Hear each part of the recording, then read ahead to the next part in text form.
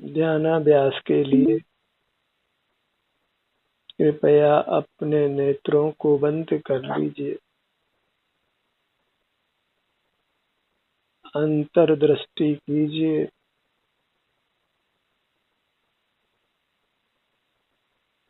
अपने स्वास्थ्य की स्थिति को अनुभव में लीजिए। अंतर्मुख होने पर ही आपको अपने स्वास्थ्य का सही अनुभव होता है।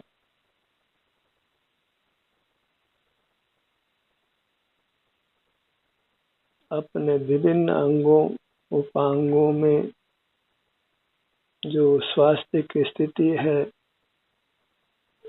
उसका यथार्थ अनुभव उनके सन्मुख होने से ही होता है। और जो भी वर्तमान स्थिति है उसका अनुभव करना ही मोक्ष का मार्ग है। आपकी जो भी शारीरिक सुख की स्थिति है, स्वास्थ्य की स्थिति है, अंतर्दृष्टि करके उसको अनुभव में लीजिए। वर्तमान क्षण में भूत का अनुभव नहीं हो सकता है और भविष्य उत्पन्न ही नहीं है। भूत नष्ट हो चुका है और वर्तमान क्षण ही सत्यार्थ है, परमार्थ है। उस वर्तमान क्षण में जैसे आप हैं, आपके स्वास्थ्य की स्थिति है, उसको अनुभव में लीजिए। और संसार में एक भी प्राणी नहीं है जो अंतर्दृष्टि कर अपने संपूर्ण अंगों को स्वस्थ पाता हो। संपूर्ण अंगों में एक सुख का ही अनुभव होता हो।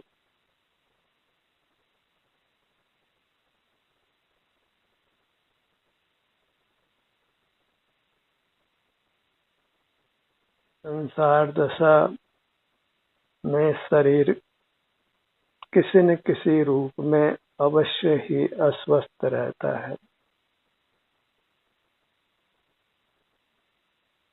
और अंतर्मुख होकर जो भी स्वास्थ्य की स्थिति है वर्तमान क्षण में उसको अनुभव कर लेने से ही शरीर स्वस्थ होता है, हर अंग उपांग स्वस्थ होता है। अन्य कोई उपाय नहीं है। एक अंग ठीक होता है तो दूसरा खराब हो जाता है। एक स्थान में आराम अनुभव में आता है तो दूसरे स्थान में अप्रिय संवेदना अनुभव में आती। सिर से पांव तक दृष्टि को फैलाइए। क्या आपको अपने सब भागों में सुख का ही अनुभव होता है? सारे जीव बहिर्मुख रहते हैं।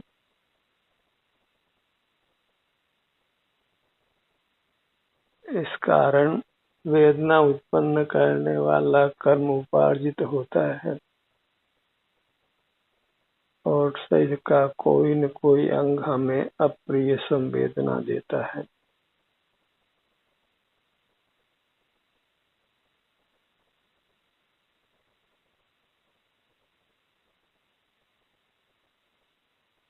और शरीर का कोई अंग अप्रिय संवेदना देता है, हमें बिल्कुल भी घबराना नहीं है।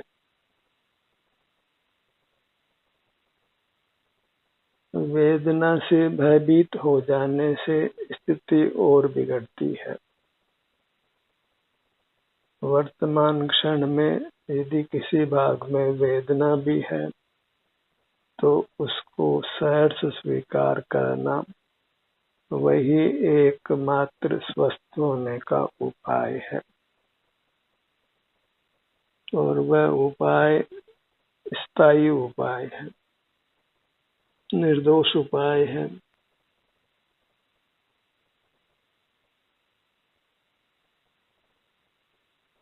पराधीन साधनों से जो स्वस्थ होने का उपाय किया जाता है वह भी हमारे पुण्य कर्म का उदय हो तो वह उपाय कारगर होता है, अन्यथा किया गया उपाय हमारे लिए और अधिक विपरीत हो जाता है। स्वस्थ होने हेतु प्रयत्न करते स्वास्थ्य जाता दूर है। परावलंबन से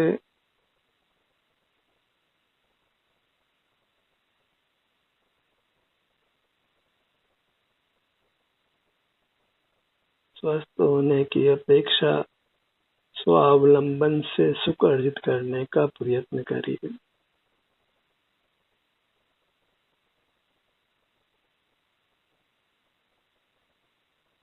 और जो स्वावलंबन से स्वास्थ्य प्राप्त होता है वह चिरस्थायी होता है।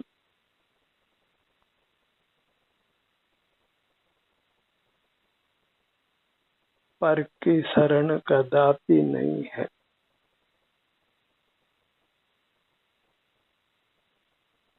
और अपना आश्रय करने में सदा ही स्वतंत्रता है। पर पदार्थ हमारे अधीन परिणमन नहीं करते हैं, और यदि वे अधीन परिणमन करते तो संसार में फिर कोई दुखी नहीं होता। हम सब पदार्थों को अपने अनुकूल कर सुखी हो जाते।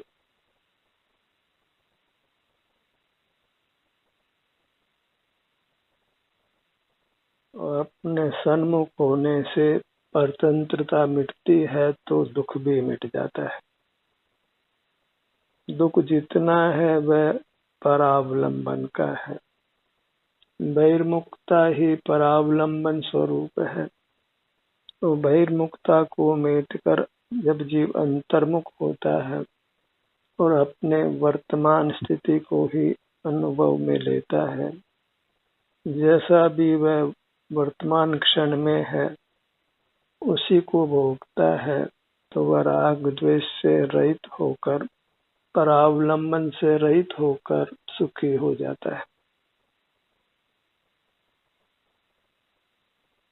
सुखी होने के लिए परावलंबन को छोड़कर स्वावलंबन करना, और वही सुख का यथार्थ और स्थायी उपाय है। कोई शॉर्टकट नहीं है। औषधि आदि का उपाय शॉर्टकट है,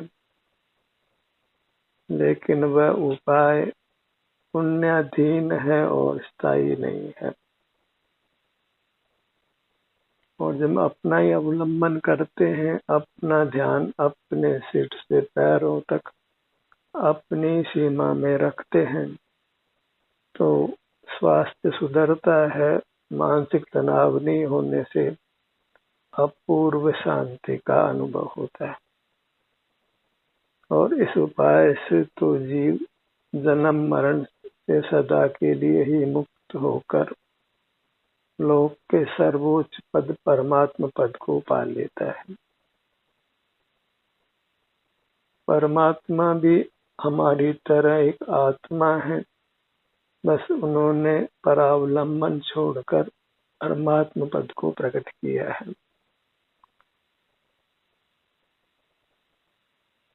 परावलंबन ही निकृष्टता है और स्वावलंबन ही उत्कृष्टता है,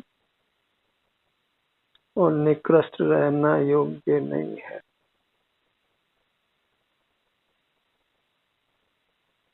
मार्ग का प्रकार स्वावलंबन रूप है, स्वाधीनता रूप है।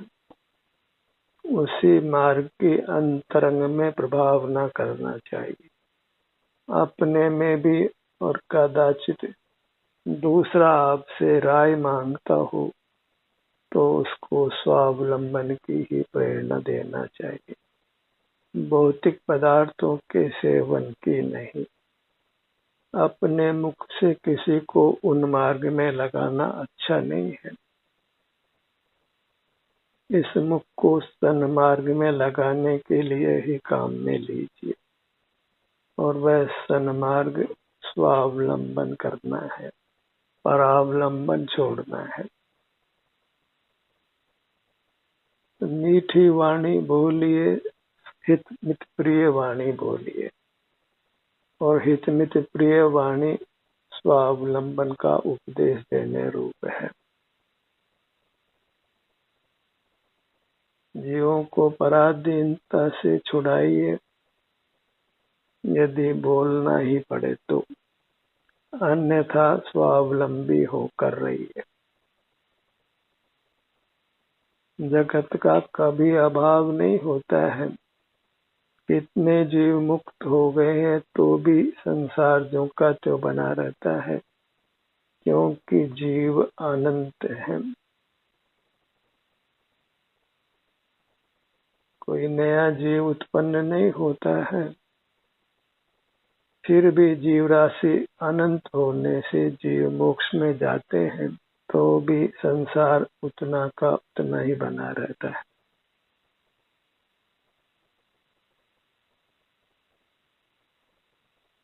ऐसा ही संसार का स्वरूप है। तो सर्व जीवों को दुखों से मुक्त करना संभव नहीं है। अपने को अवश्य ही दुखों से मुक्त किया जा सकता है।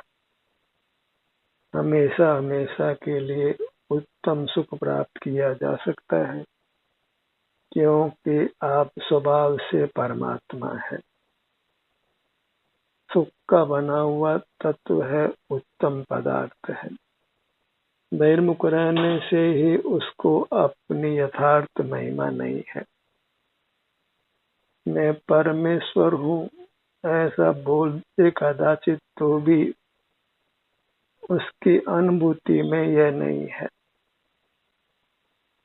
उसको अपने परमेश्वर होने की महिमा नहीं है।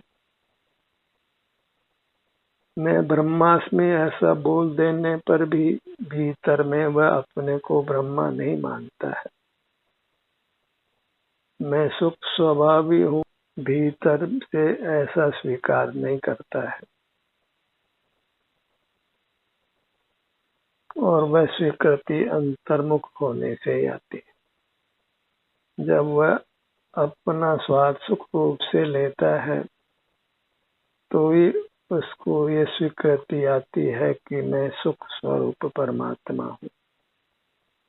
और जब अंतर में ठहरता है तो उसको नियम से सुख शांति का अनुभव होता ही। जीव और कर्म की संधि में ध्यान लाने पर जीव और कर्म दोनों पृथक हो जाते हैं और जीव अपने सुख स्वरूप का अनुभव करने लगता है। जीव कर्म की अभी संधि है और इस कारण से स्थूल शरीर भी प्राप्त है, और स्थूल शरीर छूट जाने पर कर्म की संधि होने से दूसरे शरीर की रचना हो जाती। इस सूक्ष्म मुहूर्त कर्म को ही लोक के जीव विधाता कहते हैं। विधि का अर्थ कर्म है। जो स्व उपार्जित सूक्ष्म मुहूर्त कर्म है वही विधाता है, और उसी से हमारे भीतर चित्र विचित्र परिणाम उत्पन्न होते हैं। चित्र विचित्र रचना बनती है और अंतर्मुख रहकर जब अपने वर्तमान क्षण को ही भोगते हैं, अपनी वर्तमान दशा को ही भोगते हैं, तो बाह्य पदार्थों का अवलंबन छूट जाने से अमूर्त कर्मों के बंधन से भी छूट जाते हैं।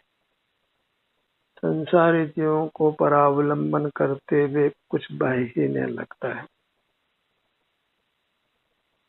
पराश्रय में कुछ ऐसा लगता ही नहीं है कि इससे उनका चरित्र हनन होता है, उनके शील का हनन होता है और उससे सुख का घात होता है। और शील को कायम रखना हो, चरित्रवान रहना हो, तो इंद्रिय द्वारों को बंद कर अपने ही वर्तमान दशा को अंतर्दृष्टि करके भोगना चाहिए। और उस भोग में यदि कदाचित शरीर में वेदना भी है, जगत के साथ राग द्वेष नहीं होने से आप वीतराग होते हैं और वीतरागता शांति स्वरूप होती है। और कसाई नहीं होने से दुख उत्पन्न नहीं होता है। अंतर्दृष्टि करने पर शारीरिक दुख भले ही हो, पर वैश्विक सुख दुख नहीं होता है। और वैश्विक सुख दुख का अनुभव करना ही संसार मार्ग है। और अपने वर्तमान शारीरिक सुख दुख की दशा को ही अनुभव करना वही मोक्ष का मार्ग है।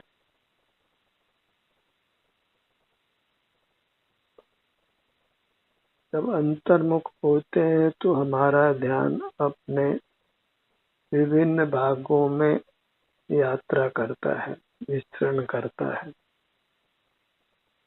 तो उस विचरण में कुछ विघ्न नहीं डालना है। जहाँ भी आपका ध्यान सिर से मस्तक तक जाता है, उस स्थान में जो भी वर्तमान क्षण में अवस्था है उसको मात्र भोग लीजिए।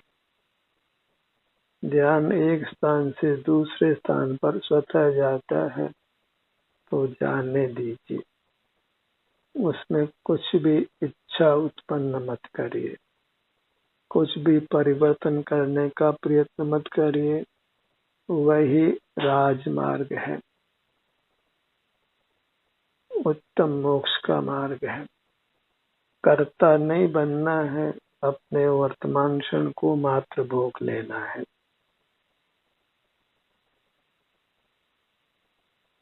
भूतकाल व्यतीत हो चुका है, इसलिए उसके बारे में विचार करने से कोई लाभ नहीं है। और भविष्य उत्पन्न ही नहीं है, इसलिए उसको भोगा नहीं जा सकता। और भूतकाल के दुख हम भोग चुके हैं, उसको वर्तमान क्षण में भोगना चाहे तो भोग नहीं सकते। न भूतकाल के सुखों को ही भोग सकते हैं। जब भूत और भविष्य के सुख को भोगा ही नहीं जा सकता है तो उनके संबंध में स्मरण करना, विचार करना योग्य नहीं है। और वर्तमान क्षण की दशा का भोग तो होता ही है। जो शक्य है वही करना चाहिए। अपने वर्तमान क्षण में जो भी सुख की स्थिति है उसको आप भोग सकते हैं, उसी को भोगना चाहिए। जो कार्य करना शक्य नहीं है उसके लिए प्रयत्न करना नादानी है। अपने ध्यान को अपने दोनों नेत्रों के भाग पर लाइए। नेत्र युगल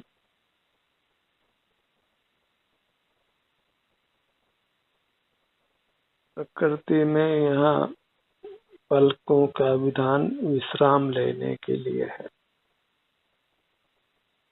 और वास्तव में तो जीव का स्वभाव विश्राम करना है। तो विश्राम करना तभी माना जाता है जब अंतर्मुख हो।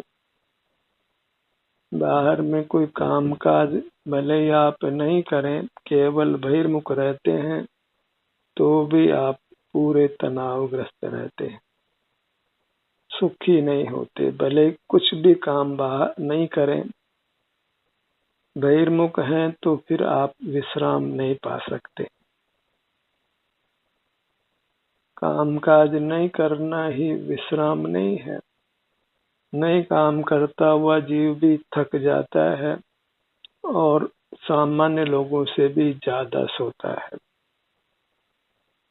और अंतर्मुख विश्राम करने वाला जीव कदाचित बाहर में काम करना भी पड़े तो इतना थकता नहीं है और थोड़ी सी निद्रा पाकर विश्राम को पा लेता है। तो विश्राम का अर्थ ही अपने सन्मुख रहना है। अपने ध्यान को अपने सिर से पांव तक लाना है। फिर भले ही आपको निद्रा नहीं भी हो तो भी आप निद्रा लेने वाले व्यक्ति से ज्यादा विश्राम पाते हैं, ज्यादा सुख का अनुभव करते हैं। निद्रा में तो स्वप्नों का दुख रहता है, पर जागृति में स्वप्नों का दुख नहीं है। क्योंकि स्वप्न हमारी इच्छा अनुसार सदा अच्छे ही आते हो सो नहीं है। नाना प्रकार के अप्रिय विकल्प निद्रा में उत्पन्न होकर हमको दुखी करते हैं और अपने सन्मुख होने पर तो कोई विकल्प ही नहीं होता। केवल और केवल शांति का सुख का अनुभव होता है और अल्पकाल में ही अत्यंत विश्राम मिलता है, सब थकावट दूर हो जाती। स्व सन्मुख रहता हुआ जीव यदि कुछ भी विकल्प नहीं करता है, कुछ भी बाह्य जगत का स्मरण नहीं करता है, तो फिर उसको निद्रा की बिल्कुल आवश्यकता नहीं होती। परमात्मा सदा काल जागृत रहते हैं, उनको किंचित भी निद्रा नहीं होती, कुछ भी उनको करना भी नहीं होता, क्योंकि कर्म का संबंध मिट जाने पर जीव फिर अनंत काल तक स्वस्थ और सुखी ही रहता है। और वही मनुष्य सही जीवन जीते हैं जो मोक्ष पथ पर चलना प्रारंभ कर देते हैं, अपने सन्मुख रहने का प्रयत्न प्रारंभ कर देते हैं। और एक बार प्रारंभ हो जाए तो यह गाड़ी मोक्ष तक पहुंचती ही है। अपने ध्यान को अपने दोनों कानों के भाग पर लाइए।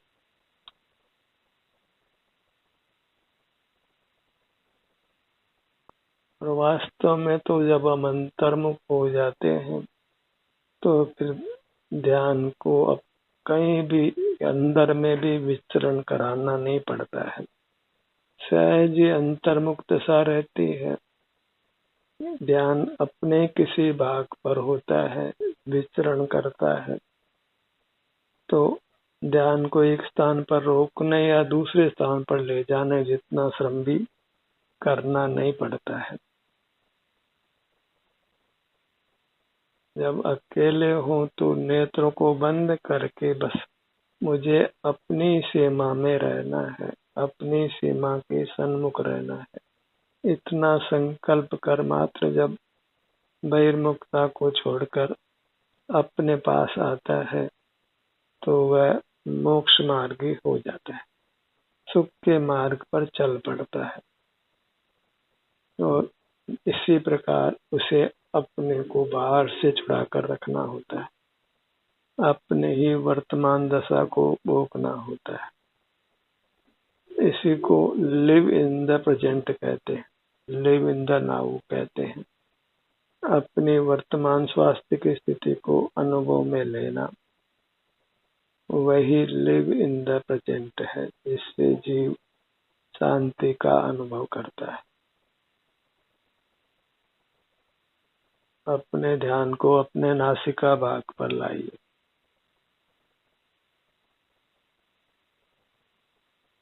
और अपने सन्मुख रहने का प्रयोग तो जीव जब चाहे तब कर सकता है, कहीं भी हो वह अपना मुख अपनी ओर कर अपने वर्तमान स्वास्थ्य की स्थिति को भोग सकता है, अनुभव में ले सकता है, अपनी सीमा में बने रह सकता है, क्योंकि उसको वास्तव में किसी बाह्य साधन की आवश्यकता नहीं है। बाह्य साधन की आवश्यकता होना वही संसार मार्ग है, संसार का स्वरूप है।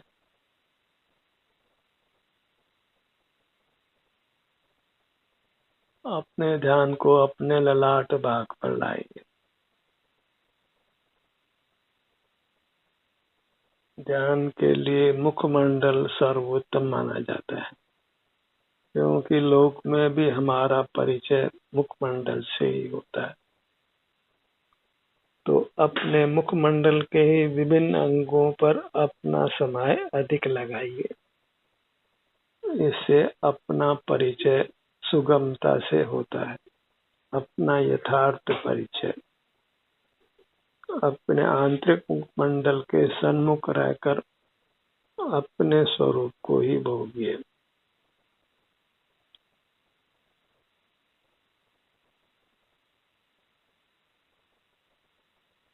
अपने ध्यान को अपने सिर के भाग पर लाइए,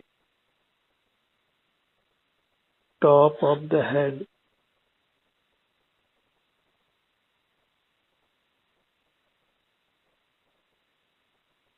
अपने शरीर की वर्तमान स्थिति को ही बारंबार अनुभव में लेना है, हर भाग की स्थिति को बारंबार अनुभव में लेना है।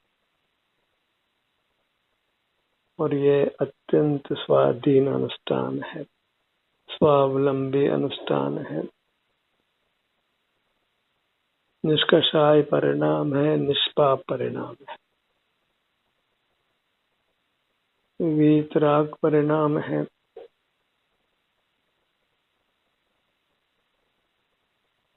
पूरा मुखमंडल सिर से ठुड्डी के भाग तक, बाएं कान से दाएं कान तक और नासिका से पीछे तक।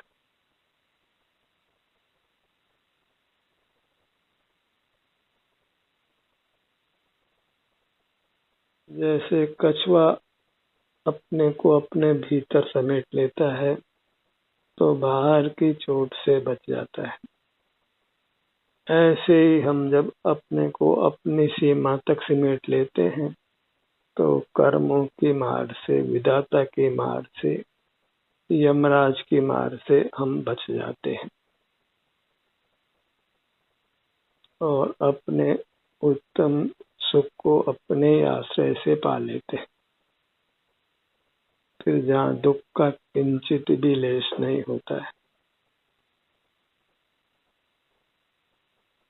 ध्यान का ये सत्र यहीं समाप्त होता है। आपकी सहभागिता के लिए धन्यवाद।